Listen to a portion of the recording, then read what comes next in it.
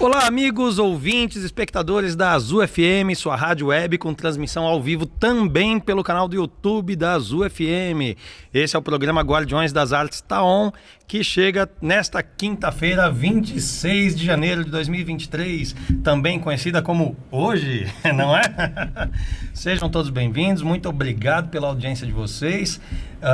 Esse programa foi criado para atender a demanda da classe artística, para abrir o espaço para os artistas locais, regionais, virem divulgar seus trabalhos, virem se apresentar para o público.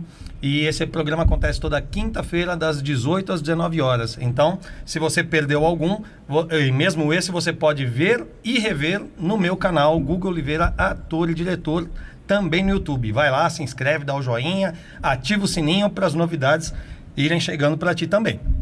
E como eu sempre digo, nós, enquanto artistas, mantenedores, defensores das artes, devemos sempre nos manter firmes na nossa missão, no nosso propósito, independentemente dos percalços que surgirem. Pois se cada um seguir firme na sua profissão, na sua meta, na sua arte, nenhuma delas esmorecerá. E nós seguiremos firmes.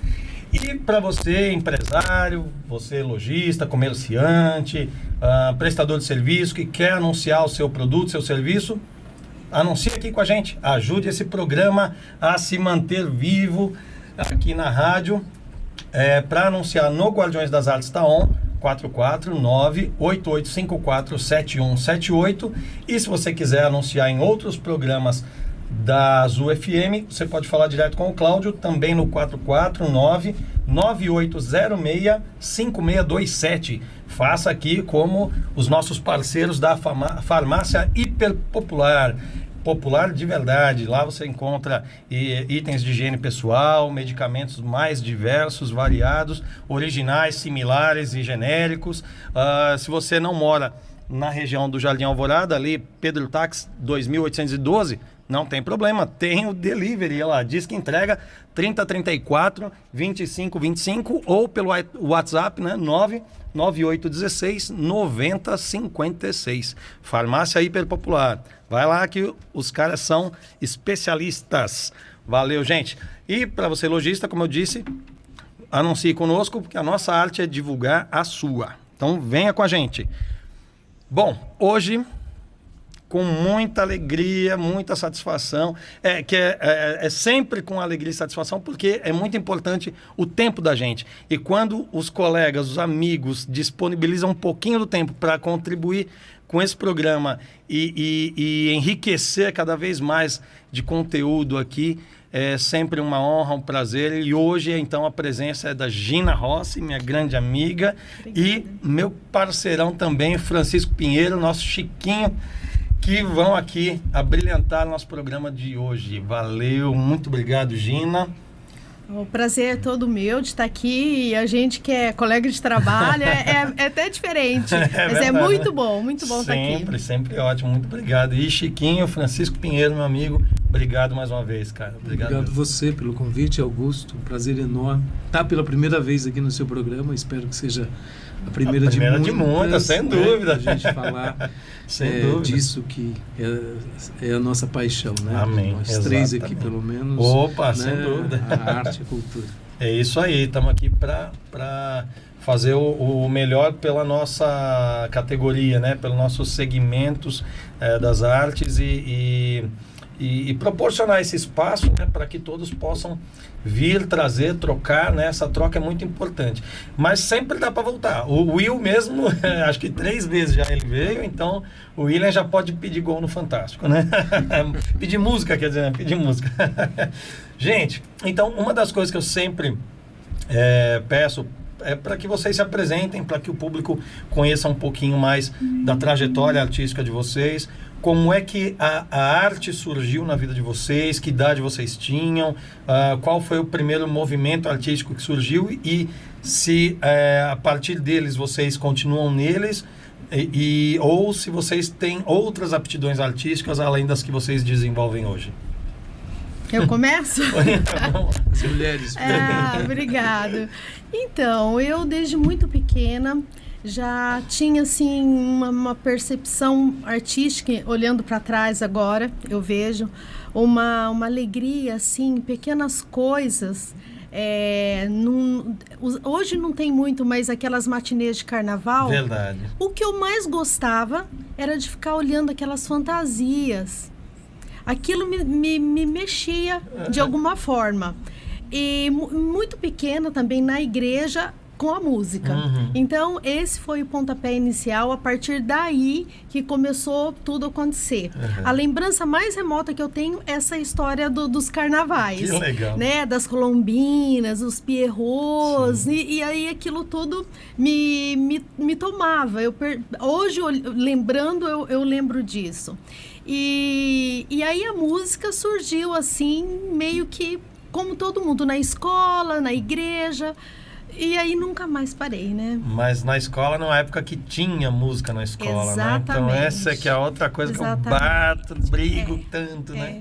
E assim, eu tinha uma peculiaridade porque assim, eu garrava nas professoras. Legal. Depois de adulta, eu fui fazer um curso, eu fui procurar minha professora do colégio de irmãs, que eu estudava em colégio de irmãs, de freiras, e eu fui procurar essa professora que lá atrás havia me influenciado com canto, coral, violão e todo esse mundo da música aí que encanta, né? Sempre. E a música preenche nossa alma, né? Eu acho que sem música não dá para ver assim. Até às vezes a Zilda, né, fica me pedindo ajuda para limpar a casa, coisa assim, se não tiver música, não vai. Você já limpa aborrecido, já fica varrendo, já... Uma trilha música, sonora ajuda. Você nem percebe, você estava fazendo o menor esforço, você nem sente. Né? Aí depois fui crescendo, fui continuando. Aí com 14 anos, eu já dentro do colégio, eu já dava aula para as irmãs. Ah, que legal! Eu dava aula de balé, e olha só, e de violão e de música, e promovia todo aquele movimento quase que infantil ali dentro do colégio. Aí mais tarde eu fui fazer faculdade, também gosto muito da área da saúde, fiz faculdade de terapia ocupacional e sempre ali usando como recurso terapêutico as artes e a música sobretudo, né? Sempre, importante. Então é assim... uma matéria-prima riquíssima. Eu tenho como assim dizer isso porque faz parte das minhas experiências terapêuticas. É maravilhoso, o que toca no cérebro da gente, a música, as ondas sonoras, o que a voz trabalha em função do benefício humano. Sim, é verdade. Inclusive, se eu não me engano, nós tocamos nesse assunto com eu acho que eu toquei nesse assunto com 3 pessoas aqui. Na verdade, foram 2 entrevistas aqui. Acho que 2 dessas pessoas estavam na mesma entrevista. Com o maestro Davi Oliveira, que é do Sesumar, quando ele veio divulgar o Fantasma da Ópera, quando eles foram se apresentar. Depois, o segundo maestro dele, né, o Érico... Bondezan. Isso, Bondezan, que é lá do Sesc, que ele organiza também o FEMUSIC, né? Só que no dia do Érico estava a Vanessa Miranda, que veio com o livro da aranha, tal, do espelho. E aí nós estávamos falando justamente... E ela tem uma se eu não me engano, é uma ONG, que chama Clube dos Inventores, que é justamente para estimular as crianças através dos experimentos. Então, né, experiência com eletricidade, com coisinhas assim, o que dá para fazer com X coisa, e a criança vai testando. Então, e nesse ponto que nós tocamos, como a arte ajuda no cognitivo, ajuda na motricidade, ajuda na comunicação, enfim, em diversos aspectos. E sobretudo, eu vejo, Augusto, que é uma ferramenta de formação humana impecável. Sim. Então, a arte, ela forma pessoas, caráter. Exato. Aí vem todas cognitivo, coordenação motora, pulsação e vai embora, porque são muitos os benefícios. Esse ponto eu já lembro de ter conversado com a Lívia. Isso nós falamos aqui. A minha Lívia. Porque com certeza é uma ferramenta realmente de edificação do indivíduo, né? Assim, a arte edifica o ser humano, como a Lívia falou, mal não vai fazer, nunca vai fazer. Então você pode não seguir na profissão, né? Mas experimentar qualquer dos segmentos das artes, seja a pintura, né, que seria o mais solitário, eu acho, né, a pintura, a escultura, você está mais ali concentrado, ou mesmo a escrita, né, mas o que eu falo a respeito disso, Augusto, em questão da pintura, da escultura solitária, né, como a gente tem os alunos lá de desenho, tem uns que são tímidos, normal, e não quer mostrar. Aí eu falo, você já viu algum pintor, escultor, colocar um quadro atrás da porta? Você tem que mostrar. Claro. Então, a gente parte de pequenas exposições dentro da escola. Um passo a passo para desenvolver esse dividir. Tem que dividir aquele momento, aquela expressão ali com as pessoas. Eu acho que nesse ponto acaba sendo como se... fosse até uma forma da pessoa, porque não deixa de ser, né? Dela exteriorizar essa retração toda, esses sentimentos interiores que ela tem, expondo no quadro, né? Expondo no desenho. Então é uma forma, penso eu, acho, né? Que Da Vinci, Picasso, o Da Vinci talvez menos, que ele era muito metódico, ele era muito matemático, né? Mas eu acho que a simetria das formas do Da Vinci era muito... Mas acho que o Picasso, Dalí, o Van Gogh talvez tivessem uma coisa mais selvagem, assim, mais... né? Menos... acadêmica, vamos dizer, né? Certinha. Você consegue ler toda uma introspecção ali, um movimento conflitos diferente. Interiores, uma coisa que é bem interessante. Vão às exposições e levem as crianças, como eu sempre digo. Então, daí, beleza, você estava dando aula já na escola de Freiras e tal. Sim. Daí depois, você é de Lins. Lins, interior de São Paulo. Isso. Aí, mas isso tudo em Lins. Sim. Tudo no interior de São Paulo. E daí, quando que você começou com o Belas Artes? Aliás, deixa eu aproveitar e falar, a Gina é a diretora do Centro Artístico Belas Artes, uma escola que tem aqui em Maringá, que tem diversos cursos, né? Na área da música... Tem instrumentos ali que você fala assim, nossa, nunca ouvi falar de calimba. Tem calimba, né? Tipo assim, né? O ukulele, enfim, tem vários instrumentos. Centro artístico, né? Então, realmente essa é a ideia. É um centro de artes. Buscando sempre ali atender da melhor forma possível, independente de qual é o objetivo ali, ou da criança.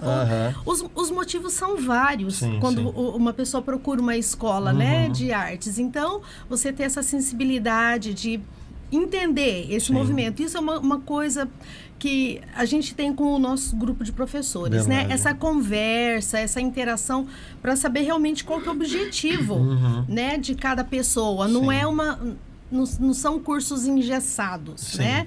E aí existe, né, um movimento em cima disso. E aí, em 2002, eu vim para Maringá, a Lívia pequena, e aí, em 2003, eu comecei com a escola. Já era uma escola que existia há 6 anos, e aí eu peguei a direção, assim, e comecei. E assim, foi... Não tem receita, eu acho que a verdadeira... é o gostar, né? Quando você aprecia, quando você gosta, né? O trabalho vira prazer. É verdade. E aí, tudo começou. Agora, em fevereiro, a gente está fazendo 20 anos de escola. Aí, feliz aniversário, anos de escola, parabéns. Olha só, uma vitória. Maravilha, exato, acho que esse é o termo, né? Porque para o Brasil é muito complicado a gente conseguir manter qualquer coisa da arte, assim. Você vê grupos que têm mais de 20 anos de trajetória, a mesma coisa, uma escola, realmente é uma vitória, é uma sobretudo saga, né? Pós-pandemia. Também. Isso daí com muito, assim, um sentimento muito... pessoa que fica chateada. Muitos colegas fecharam as portas por conta de toda a dificuldade que enfrentou na pandemia. Muito complicado mesmo. E estamos ainda colhendo ainda tem sequelas disso. Ainda estamos com sequelas. Né? Mas vamos tocar nesse ponto já. Meu amigo Francisco Pinheiro, Chiquinho, como é que a arte surgiu para ti, cara? Como é que você... Como é que ela apareceu de repente? Você apareceu do nada. Como é que foi para ti? Eu acho que a arte surgiu para mim, como a maioria das pessoas, também por intermédio da escola, né? Na verdade, a arte acho que está com a gente desde sempre. É, né? O que eu falo. Desde sempre. A gente só desperta, né? Aquilo que já existe na gente. Né? Eu lembro assim, o primeiro contato que eu tive com uma apresentação artística, e a minha área é mais de teatro, foi na escola, vendo um espetáculo que foi na escola. Né? Eu era um menino de periferia, de uma realidade bastante parecida com a maioria das nossas crianças, dos nossos jovens. Então, escola de periferia, em bairro e tal. E lá foi um dia uma apresentação de teatro, e dali eu achei lindo aquilo, maravilhoso. Se encantou, né? Me encantei com aquilo. E também foi através da escola que eu fui pela primeira vez no cinema, outra coisa também de encantamento, né? Eu venho de uma família, minha família são evangélicos, então assim, a arte ela tem um outro tipo de interação dentro, né, de uma família que tenha esse segmento religioso, né? E era uma religião protestante, enfim, que o fazer arte era uma coisa meio que, em alguns segmentos, meio que pecaminosa e tal. Então, assim, eu fui educado dessa forma. Eu fui me envolver mesmo com arte daí já mais velho. Eu fui envolver com 19 anos. Eu comecei a fazer. Mas antes disso, eu sempre, de alguma forma, tentava encontrar uma forma de absorver, né, de assistir. Eu era um menino que ia sozinho no circo, porque não tinha ninguém da família que ia no circo. Eu dava um jeito de ir no circo, juntar uma graninha ali, ir no circo escondido, mas eu ia no circo. Minha cidade não podia ter circo, porque eu era apaixonado por aquilo. Eu ia em teatro, quando se tinha, em cidade do interior, né? Eu sou de Campo Mourão, então a cidade desde sempre, assim, né, demorava para você ter algum espetáculo de teatro na cidade, enfim. Mas quando tinha, passava aqueles convites na escola, eu sempre dava um jeito de ir, às vezes não, quase todas as vezes sozinho, né? Porque até você convencer a amiga, vai ao teatro e tal. E eu só fui começar a fazer teatro com 19 anos, depois que eu tinha voltado do quartel, estava fazendo ensino médio. Aí um maluco apareceu lá na escola convidando quem queria fazer um curso de teatro. E ali eu comecei e não parei mais, né? Isso já tem mais de 30 anos. Que maravilha. E dali em diante era isso que eu queria. Eu optei por uma faculdade que tivesse de algum tipo de relação. Na minha cidade nós não tínhamos curso de artes, não tinha arte cênica, não tinha, né, artes visuais, assim. Eu fui fazer letras, então, que era outro campo, que era o que mais se aproximava daquilo que eu queria fazer. Então, me formei em letras. Depois eu fiz na Faculdade de Artes Visuais, depois eu fiz... Sério? Né, que legal! Outras coisas, mas... né, enfim, mas sempre ligado a esse universo, né? No meu campo, o teatro. Legal. Eu sou... mais de teatro mesmo, acho que das cênicas. Que maravilha, que maravilha. E daí, fora o teatro, então você também...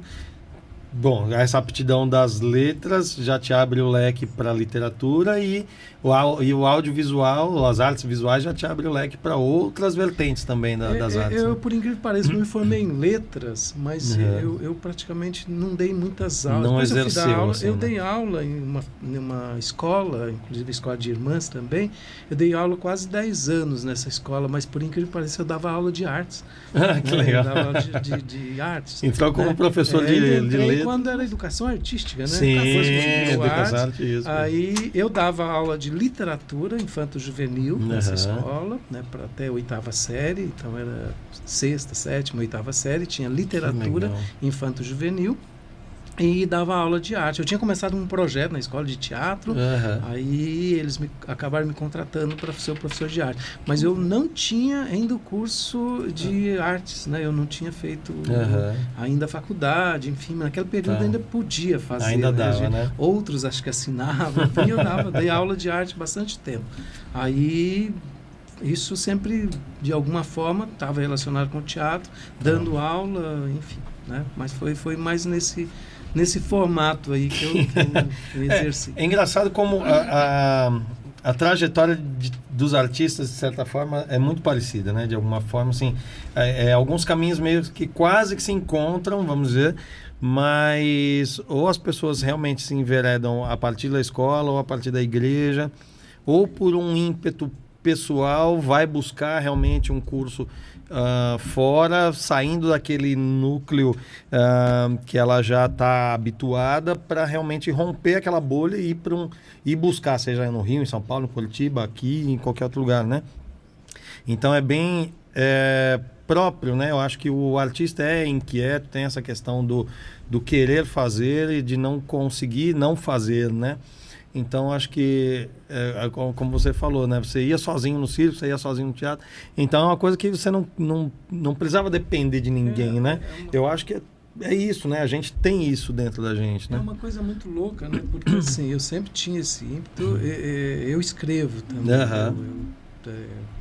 O meu segmento é a dramaturgia, né? Eu escrevo mais para teatro, então tem muitos textos escritos. Mas eu lembro, no meu primeiro texto, eu escrevi sem nunca ter assistido uma peça de teatro, eu escrevi uma peça, sem nunca assistido um espetáculo, mais, assim, não sei, esse que eu tinha visto na escola, alguma coisa assim. Mas eu lembro que a gente já tinha uma estrutura, né? Você já escrevia, talvez não com uma estrutura tão acadêmica como a gente faz uma peça de teatro, um texto de teatro hoje, mas eu lembro do texto, eu lembro do que eu tinha de memória para escrever, né? Assim, isso tudo bem adolescente, tal. Tentava reunir amigos, vamos fazer teatro, mas ninguém queria, né? Assim, ninguém assim, o que esse maluco quer, né? Por isso eu falo, quando veio essa oportunidade de fazer um curso de teatro, aí minha transição aí, eu nesse período eu trabalhava de mecânico. Olha aí. Assim, eu tinha voltado do quartel, eu trabalhava numa concessionária de veículos, trabalhava com caminhões, né? Sabe. E eu voltei, e eles naquela empresa que eu trabalhava antes de ir para o quartel, eu voltei a trabalhar nela, só que daí eu trabalhava na parte de escritório, de RH, mas quando eu voltei, eles falaram, não tem vaga no RH, mas a gente queria te colocar como mecânica e tal, me ofertaram, a gente vai te preparar e tal, né? A gente gosta de você, aquela coisa toda, e eu fui trabalhar de mecânico. Então eu fiquei um ano. Neste meio tempo, a minha família estava muito feliz. Sim, claro. Tem uma profissão e tal, nem passava pela cabeça deles. Mas quando eu comecei a fazer teatro, em um ano e pouquinho que eu frequentava a Casa de Cultura da cidade e tal. Legal. Eu fui convidado para trabalhar na Casa da Cultura. Olha que beleza. O meu instrutor primeiro lá, ele gostava de... Né, eu me envolvi mesmo, assim, totalmente. Eu vivia, eu trabalhava e nesse período eu estudava também, mas final de semana, por exemplo, a gente começava de madrugada no sábado e só ia voltar para casa no domingo à noite. Né? Era tudo trabalhando no teatro, pesquisando, enfim, né? Às vezes se apresentando. Então eles me chamaram, né? Viram que eu tinha algum tipo de afinidade, tanto para escrever, porque logo em seguida eu já estava escrevendo, porque eu já tinha isso, né? Então, assim, 2 anos depois eu já estava com um texto escrito, atuando com esse texto. Estava dirigindo também, já foi muito rápido o processo, porque eu já estava, né, assim, uma pessoa, não dizer totalmente maduro, mas eu já não era uma criança, não era um adolescente mais, né? E daquela galera, talvez você tivesse mais experiência, então já dava para você dirigir. E eu era que estava mais, assim, um dos que estava mais envolvido. Para mim, aquilo era uma descoberta. E daí, só que isso foi conflitante com a minha família, né? Imagina, alguém que estava assim, eles achavam que eu estava já encaminhado na mecânica. Eu chegava pro meu pai, eu vou sair daquele trabalho e o que você vai fazer? Eu vou trabalhar na Casa da Cultura e vou fazer teatro. Aí todos os males possíveis, né? Esse menino vai ser um vagabundo, tudo aquele que tá achado, enfim. Ainda tinha o peso do pecado, né? Fazer teatro era uma coisa de pecado, né? Assim, então foi bastante conflituoso nessa relação, mas para mim era muito resolvido. Eu não tinha nenhum problema com isso. Sempre o problema está na cabeça dos outros. Dos outros, né? Daí eu não falei mais. Está nos olhos de quem vê, né? Eu falo, mas depois isso já foi resolvido há bastante tempo na minha família. Hoje eles me aceitam, já deixo até ir na casa. Até que 30 anos depois, tá bom, Chiquinho, vem, volta. Não foi tão demorado assim. Foi uma coisa assim que eu marco, eu acho que isso aí é bacana, é uma coisa que marca muito a história. Meu pai nunca assistiu um espetáculo de teatro, né? Assim, nunca foi. Minha mãe já foi 1 ou 2 vezes, mas assim... mas meu pai... Até porque não vai em nada mesmo, assim. Ele é um cara bastante recluso, assim, nas coisas dele e tal. Não é só por isso, né? Mas eu lembro que teve na cidade, eu comecei em final dos anos 80, tá? Então, assim, eu comecei em 89, para ser mais exato. Né? Em 93, 94, se eu não me engano, o pessoal da cidade, do Rotary, né? Eles fizeram um levantamento na cidade de profissões, eles premiam as profissões da cidade, né? Tá. E eu fui um dos indicados na área de cultura. Que legal. E eu fui indicado, por incrível que pareça, como palhaço. Eu fazia animação de festa, e eu era muito envolvido, enfim. Eles me indicaram. E, pasmem, eu ganhei o prêmio de profissional do ano. Que legal. Aí eles convidaram a família, né? Eles convidaram minha família, o pai foi, né? E ele ficou encantado, porque assim, vocês imaginam, um cara que ele achou que ia morrer de fome, né? Porque assim, você vai fazer isso, você estava encaminhado. De repente você, pode não significar nada, mas naquele momento era muito simbólico, né? Sim. Você está sendo um destaque na sociedade, fazendo aquilo, porque eu sempre tive muito isso comigo, assim, eu nunca... Não era deslumbramento. Eu acho que nós aqui temos essa postura, pouco que eu te conheço, mas te conheço um pouquinho mais. Mas não é deslumbramento de querer, eu quero ser famoso, eu quero ser... Não, todo mundo tem esse campo de sonho, enfim, né? Ninguém está negando. Que na verdade seria um reconhecimento das nossas... Da nossa comunidade, né? Eu sempre pensava isso. Eu queria fazer teatro na minha cidade, para as pessoas que eu conhecia. Eu queria ter o respeito dessas pessoas, que respeitassem. Então, a gente conseguiu fazer isso. Então, eu posso falar assim, neste campo eu me sinto bem realizado, eu continuo fazendo, não tenho nenhum tipo de arrependimento e tal, porque em teatro eu acabei fazendo tudo, né? Atuei, dirigi, escrevi, maquiei, fiz a luz, fiz o som, fiz cenário, né? Recebi alguns prêmios de dramaturgia, de direção, enfim, de ator. Então, para mim é uma coisa bem resolvida, né? Uma realização. E depois eu acabei me envolvendo com outra área, que é a área de gestão cultural, né? Mas que eu consigo dialogar bem com as duas áreas, assim, no meu lado mais artista, né? Assim, com o lado de gestor. Legal, maravilha. Daí é uma outra história. É uma outra história, mas a gente vai tocar nela também. Que ótimo. Meus amigos, uma coisa também que eu sempre gosto de puxar aqui, já que nós falamos dessa base da escola e tal, porque também é um ponto que eu sempre defendo, da questão de ter arte nas escolas, né? Como eu disse há pouco, né?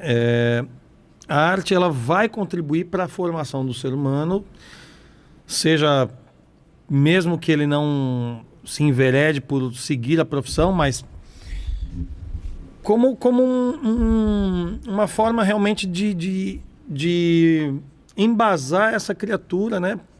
Para que seja um ser humano melhor lá na frente, que tenha sensibilidade, que tenha discernimento, que tenha uma visão mais aberta, mais ampla para tudo. Fora da questão do pecado, falando mais aberta em outros sentidos. Mas como que nós poderíamos... É claro que parte de uma questão de política, enfim, até o governador do estado tentou tirar e acabou, né, se prejudicando a imagem dele, inclusive, nesse sentido, houve uma movimentação grande contra essa questão. Mas o que será que poderia ser feito para que voltasse essa prática das aulas de artes nas escolas convencionais, assim, estaduais, municipais, particulares, enfim... as particulares acredito que ainda até deve ter um professor de violão, alguém dando aula de alguma coisa, ou de educação artística, né? Dando algum desenho e tal. Mas não são curriculares. Acaba sendo... São extracurriculares. Então, assim, normalmente faz convênio com alguma escola de artes e leva para dentro da escola. Então é assim que funciona, tanto para o balé, para música... Não sei, teatro, talvez, contação de história, que é uma prática que eu vejo mais atuante aqui no Paraná. Não Sim, sei, aqui tem bastante contadores de história. Tem muita contação de histórias tem aqui, mesmo, né, nos colégios. Então, é lamentável essa retirada, né? Sim. Agora que houve no começo do ano, que eu fiquei sabendo agora. Mas ainda bem que voltou atrás, porque, né, ele ia se prejudicar. Tem que sempre desconfiar, né? Verdade. Eu vejo assim, a gente vem já há algum tempo numa coisa de... nossas áreas de humanas, né? tão imprescindível, né, para a formação e tudo. Não que a gente não necessite também das exatas, enfim, mas cara, eu penso assim, nós estamos num processo de robotização de tudo, né? De tudo, assim. As máquinas estão tomando conta. Eu não sou tão catastrófico assim, achar que vão dominar o mundo, mas eu vejo assim, não adianta a gente só preparar o cara para ser máquina, né? Para ser máquina, porque as máquinas vão ser preparadas para isso. Então, para quê? Então, a gente está indo num caminho inverso, né? Sim. Nós estamos preparando os nossos educandos para serem máquinas, né? De altíssima desempenho, de altíssima performance, mas desumanizando, né? Sim. Desumanizando. E para mim isso é caso pensado, né? As pessoas que querem dominar, elas querem máquinas. Eu quero, né, quanto um aparelho doméstico, eu domino ele. Ele só funciona quando eu ligo. Ele não precisa de, né, o mínimo que ele precisa é energia e tal. Então assim, a gente está indo nesse caminho. Isso é uma questão política mesmo, né? Essa desumanização. Então quando você pega a formação básica e você tira filosofia, sociologia, arte, você está desumanizando, você está dizendo, eu preciso de robôs, eu preciso de alguém que sabe fazer isso aqui, aperta o parafuso e outro parafuso, mas isso a máquina nós vamos ensinando, né?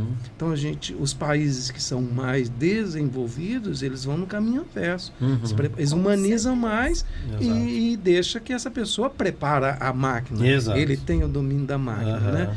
Só que isso é muito mais complexo. Isso num país como o nosso, num país de extrema desigualdade, né? E de um pensamento arcaico, de um pensamento opressor, de um pensamento, né?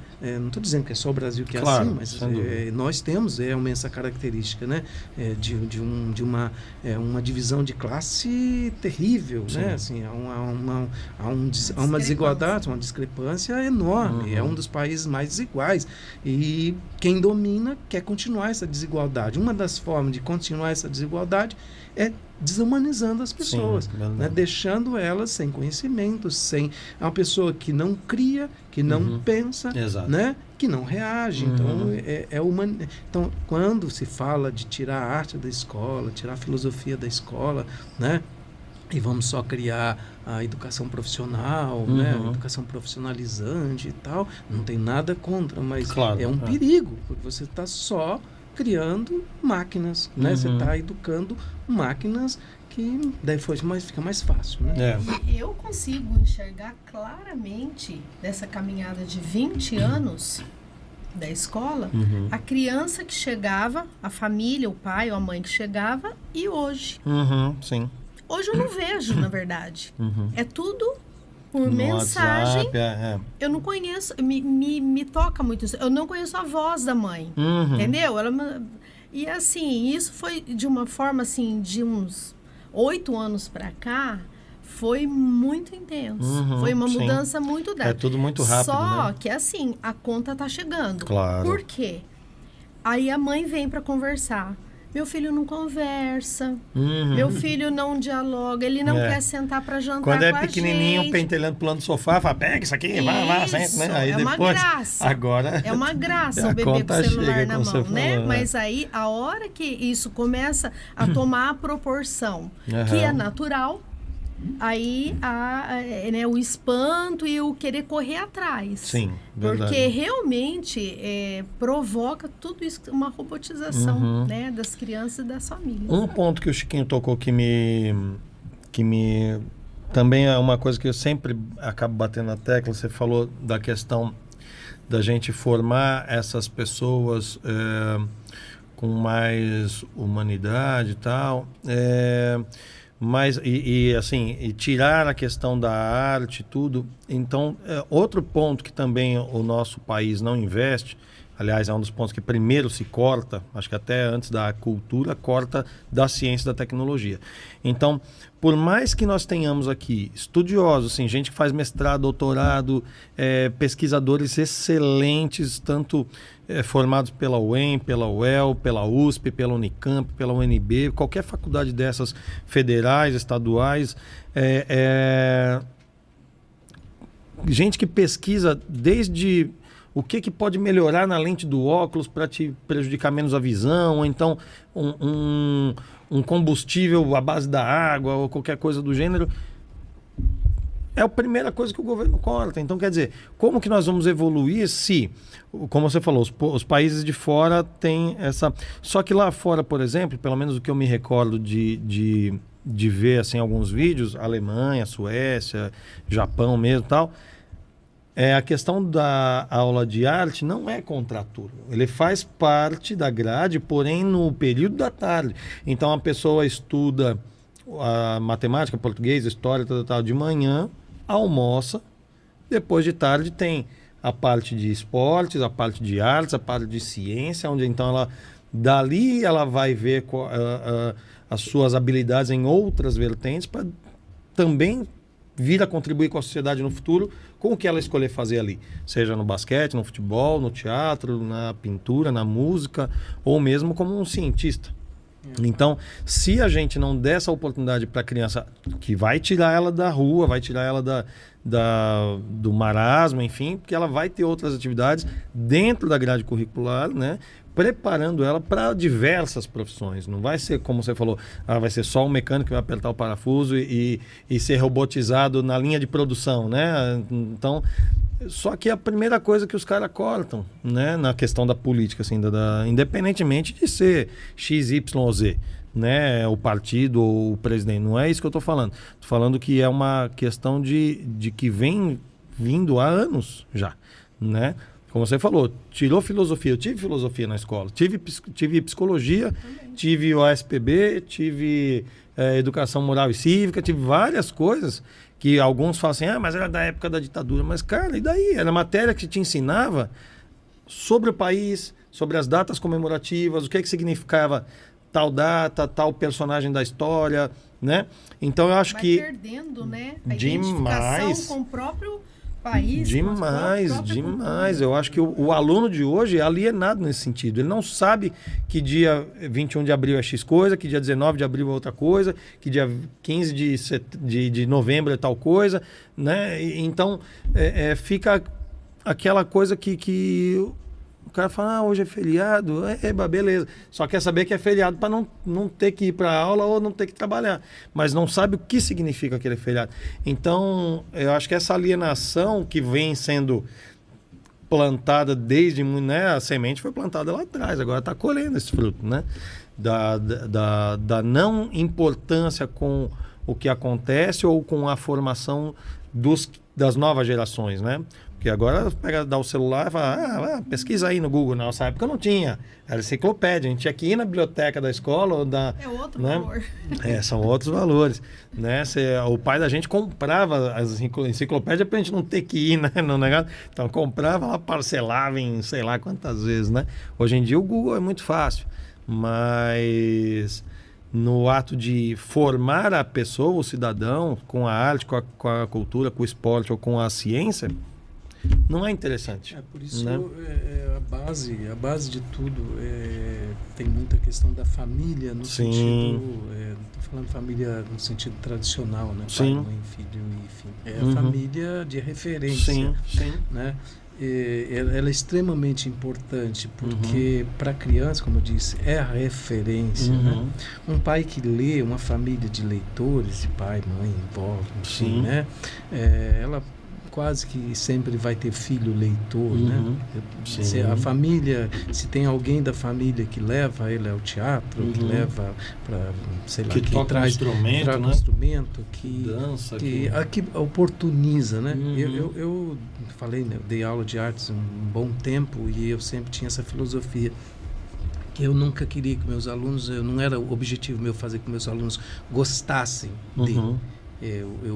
Eu tinha interesse que eles conhecessem. O gostar é outro campo.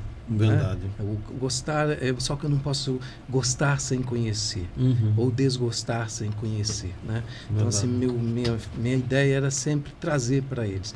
E a busca era trazer algo que não fosse já algo midiático, né? Algo que isso eu falo, eu não tenho que concorrer com a TV, eu não tenho que concorrer com rádio, porque eu vou perder, né? Vou perder e também não tenho porquê. Para que eu vou levar para a escola uma música que já toca no rádio, já toca na TV? Eu tenho que trazer uma outra vertente de música que ele não vai ouvir no rádio, que ele não vai ouvir na TV. Mas para que isso aconteça, eu precisava conhecer isso, buscar. Ele podia ter odiar aquele que ele ouvia, mas eu ia oportunizar de ouvir. Eu ia oportunizar de ver cinema que ele não estava no cinema comercial. Não estava no cinema. Eu queria que ele ouvisse, que ele assistisse peças de teatro que não fosse de globais, não é só de globais, nada contra o teatro global. Porque ela já tem o seu mercado, ela tem o seu direito de existir, mas eu tentava oportunizar eles de verem outras coisas, né? Trazer outras coisas. Para muitos, até não gostavam de mim, mas o que é muito bacana é que eu tenho parte desses alunos que eu encontro, e muitos acabaram seguindo, até alguns seguindo a carreira artística. Que legal. E que falam assim, olha, aquilo me transformou. Sim. O fato de ouvir aquilo, né? O fato de ouvir aquela sonoridade que eu não ouviria ela em outro lugar. Porque o campo da escola é esse campo. E voltando aí à questão, fala da ciência, da tecnologia, né? Ele passa pelo campo da criatividade, né? Exato. Ele passa. Todo cientista pode ter certeza que, eu diria, 99,9% são bons leitores, são pessoas que vão... Apreciadores, né? E que pensam, que eles experimentam, né? Experimentam. Isso aqui não deu certo, vamos tentar outra coisa. Não é mecânico. A gente não prepara nem ele nessa humanização. Exato. Imagina quando ele, né, dá chance dele conseguir experimentar isso, né? Porque a descoberta, a ciência, enfim, lógico, ela tem os seus trâmites, mas ela é uma sucessão de erros, até chegar a um acerto, né? Exato. Esse acerto vai, de alguma forma, compensar todos aqueles erros. Experimentos. Né? E quem erra é humano. Errar é humano. Nós não temos muito esse problema, né?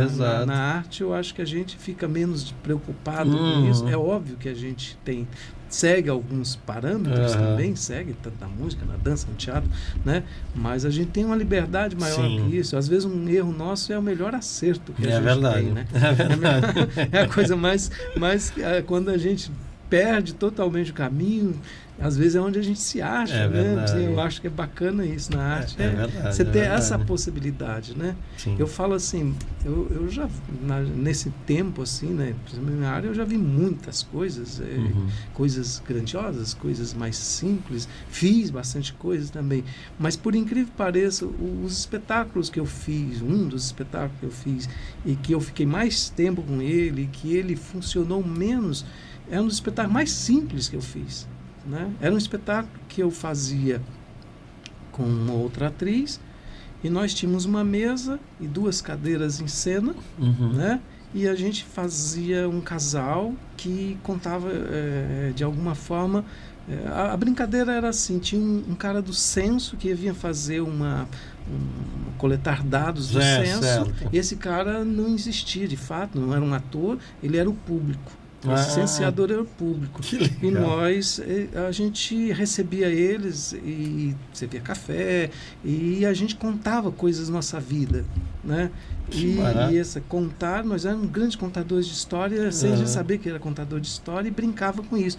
Isso criava uma empatia com o público que era maravilhosa. Era de uma simplicidade, né? Simples de tudo. E é um texto seu? Esse era um texto meu. Que legal, esse é um texto meu. Né? Chamava Histórias de Zé Mineiro, que era o personagem chamava José, enfim, né? Que legal. Era José e Margarida, que era o nome da esposa. E era uma brincadeira, assim, dos atores, era muito solto, era muito gostoso de fazer. A gente foi para o Festival de Londrina com esse espetáculo, fomos para Curitiba, fizemos temporada. E ele nasceu de uma brincadeira, nasceu assim de um bate-papo, de uma noite, a gente pintou, enfim.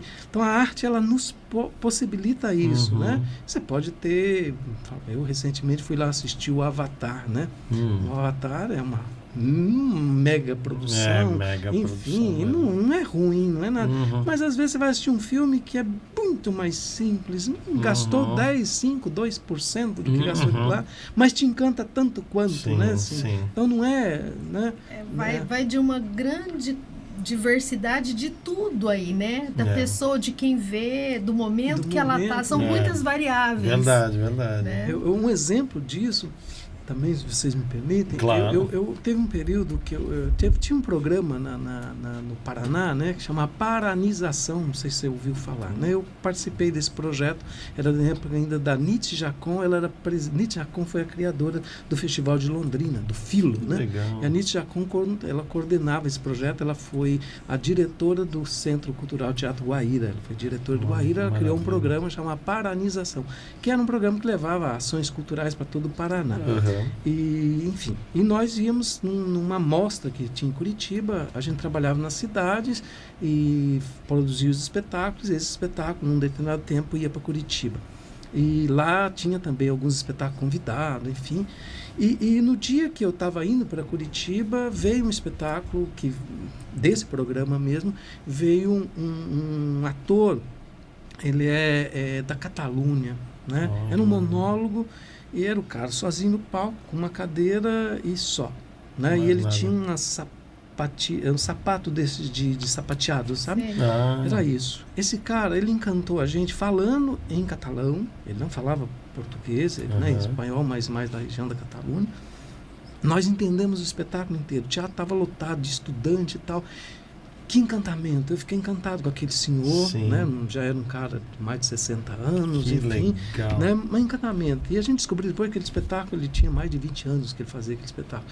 E naquele mesmo dia eu fui para Curitiba, peguei um ônibus que ia mais tarde e tal.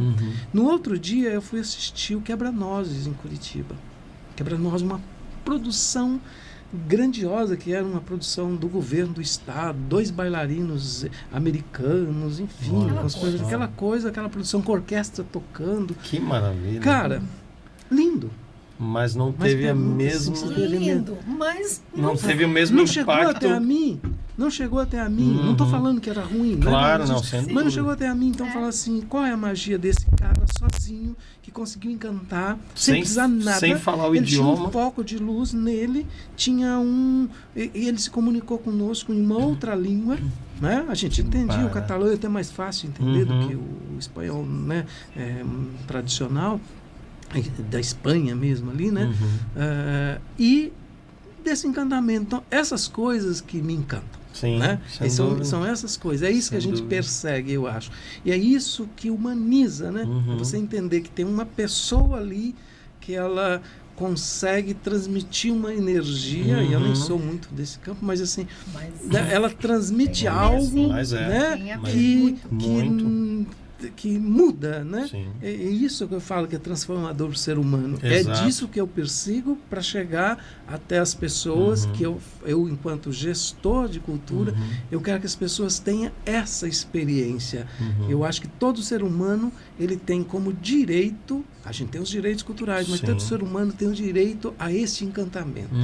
Ele não pode passar numa vida sem ter direito a esses encantamentos. E que a ele cada vez é mais negado. Né? Encantamentos que são negados, que deixa para uma parcela da sociedade a outra parcela sem esse direito a esse encantamento que ele é transformador. Ele me transformou, te transformou. Né? Ele é encantador. Que, né? É isso, eu persigo isso. E eu considero essa a nossa missão, na verdade. Eu acho que a missão do artista é essa. É levar para o público, não é fazer espetáculo para classe, né? Isso é uma coisa que eu sempre bato na tecla. Faz aquela coisa complicada, Artaud, Grotowski, não sei o quê, que só quem é do meio vai entender. Às vezes nem entende também. Né? Se não chega na gente, imagina o público, principalmente o leigo, né? Então, é uma das coisas também que eu considero. É nossa missão é a missão do artista, não é ser famoso, né? Ir para Globo, que nem você falou.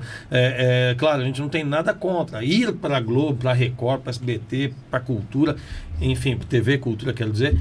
É uma forma de reconhecimento do nosso trabalho, porém é um veículo só. Agora, independentemente desses veículos, nós temos a essência do artista, que é chegar ao público. O artista sozinho, eu sempre falo isso também, a Gina presenciou ontem, inclusive, falando para mim, nós não fazemos nada sozinho, não somos ninguém sozinho.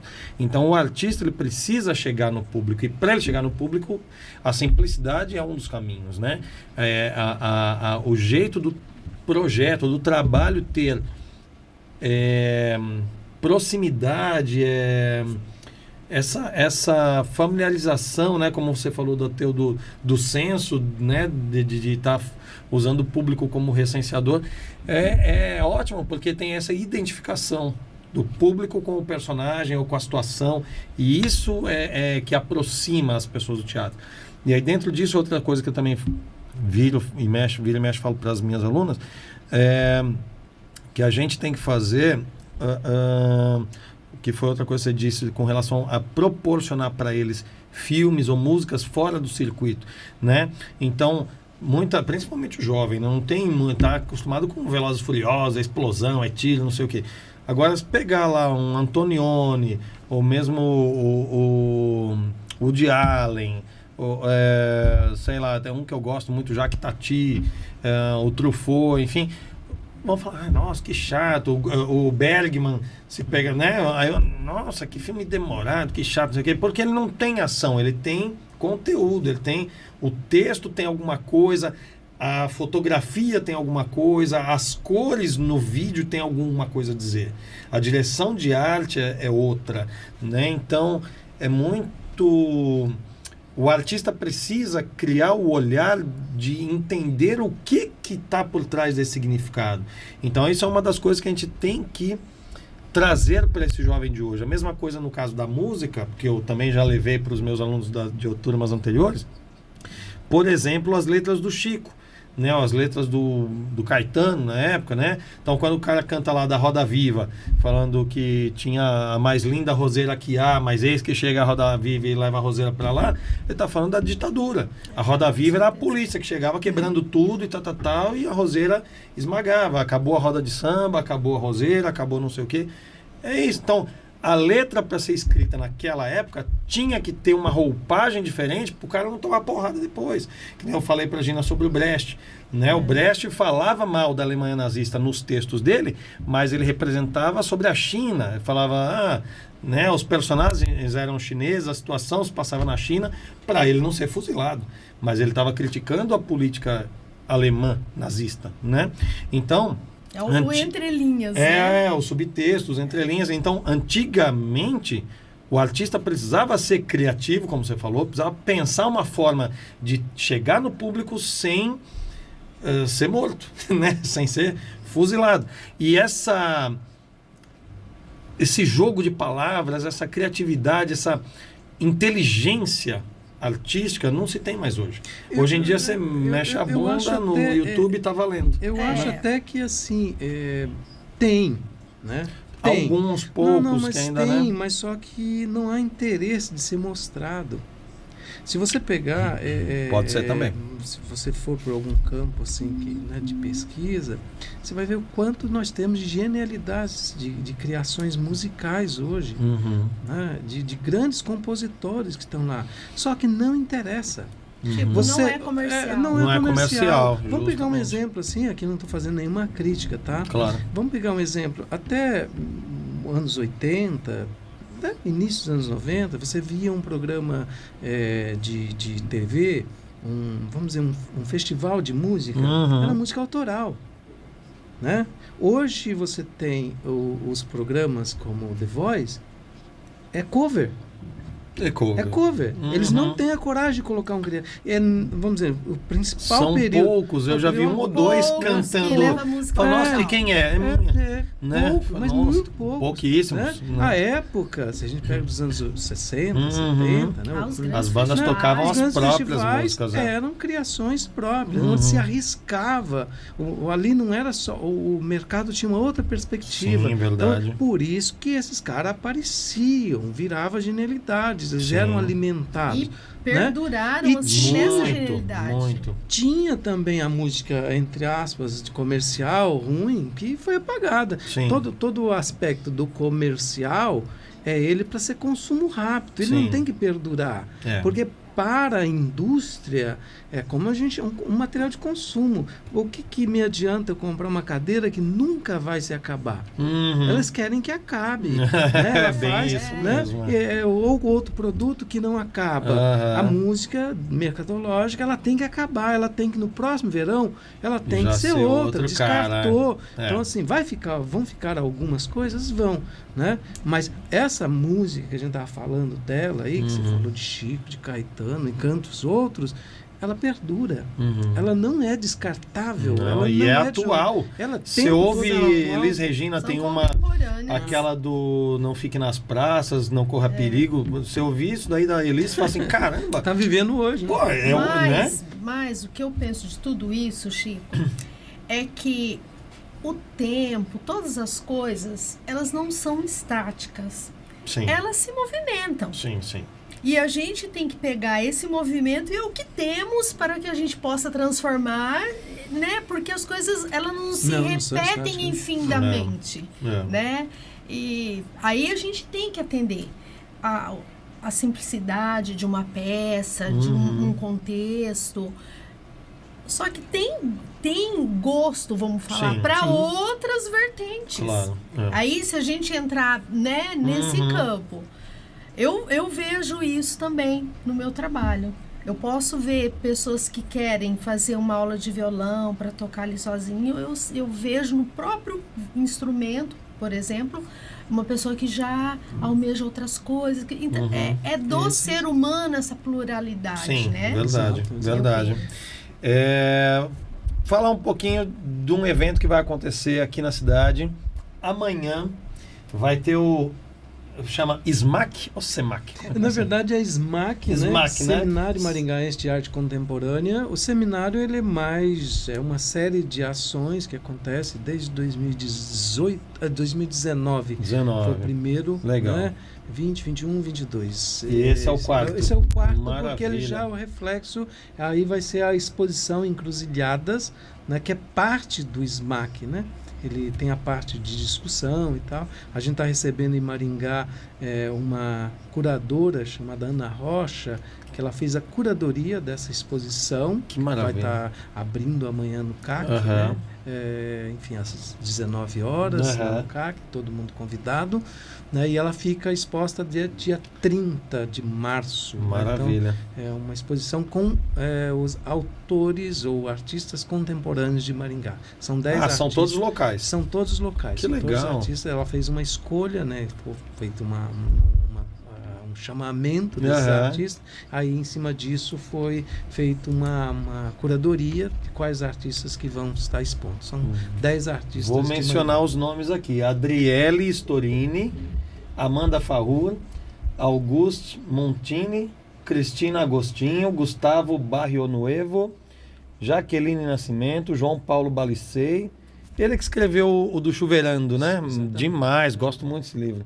Mariana Cambara, Natália Dias Pedrosa, Paolo Ridolfi, sensacional, Paolo, né? Já conceituadíssimo. Roberta Stubbs, Rodrigo Nobile, Tadeu dos Santos Caingang e curadoria Ana Rocha. Mais um evento promovido pela Prefeitura Municipal de Maringá, pela Secretaria Municipal de Cultura. Aliás, não apresentei o Chiquinho, Francisco Pinheiro, senhor Francisco Pinheiro, já foi também nosso secretário de Cultura, hoje é superintendente da Cultura, é isso? Isso, superintendente de Cultura. Maravilha, maravilha.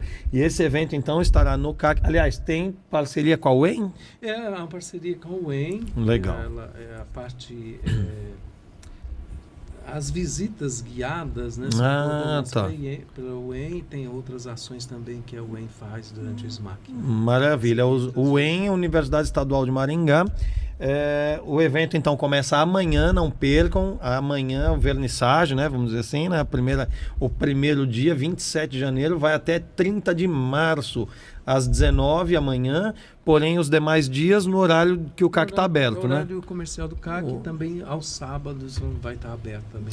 Maravilha. Então, não deixem de prestigiar. Diversos artistas, todos artistas locais. É uma das coisas também que a gente sempre bate na tecla aqui. Prestigie o artista local, leva a criança para assistir.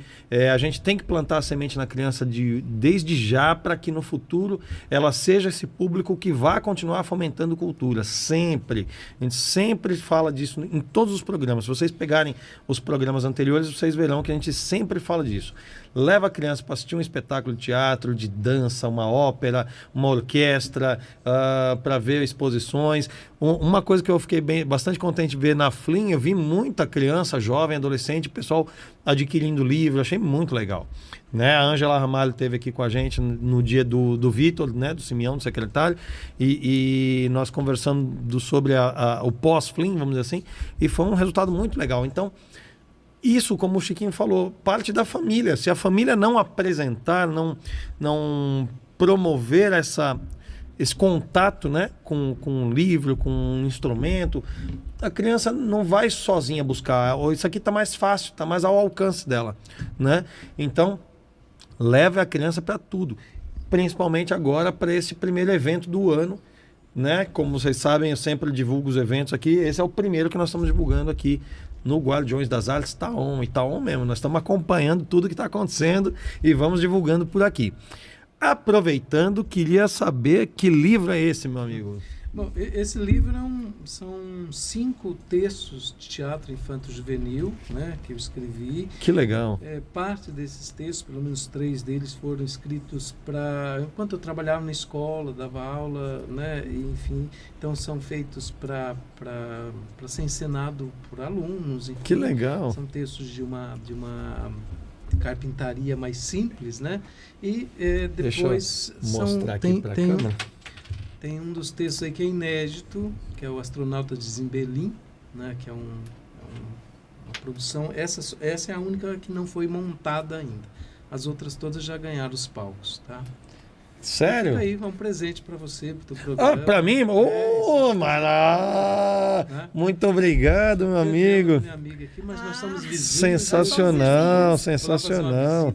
Espero você. Muito obrigado. Ilustrações Tiago Silva, dramaturgia Francisco Pinheiro. Muito obrigado, amigo. O Imaginário de Francisco Pinheiro. Encontra na livraria?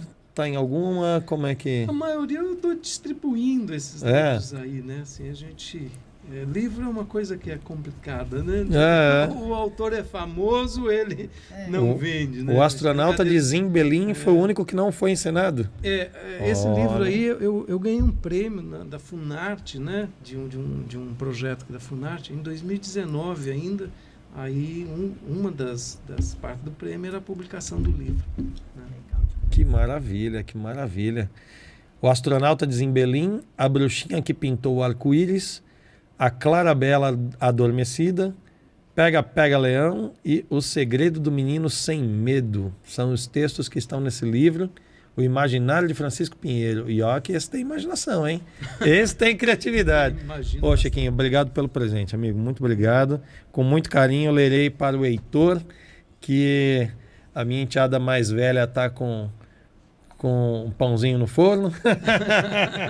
Em abril ele está aí, com certeza. Nossa, que legal. Muito obrigado. Parabéns. Fico feliz. E mais uma vez, nossa, gente, ó, já é quase 7h10. Então, você vê como quando a conversa é gostosa, flui, eu tinha tanta pergunta para fazer para vocês, não dá nem tempo. Mas então, mais uma vez, agradeço, Gina, muito obrigado, minha amiga. Eu agradeço, viu? Muito obrigado, Chiquinho, meu parceiro. Obrigado, irmão. Espero que vocês voltem mais vezes, com certeza. E a vocês todos que nos acompanharam, agradeço também. Você pode ver e rever esse programa no meu canal, Google Oliveira, ator e diretor. E eu vou deixar aqui um abraço, um beijo enorme para minha cidade.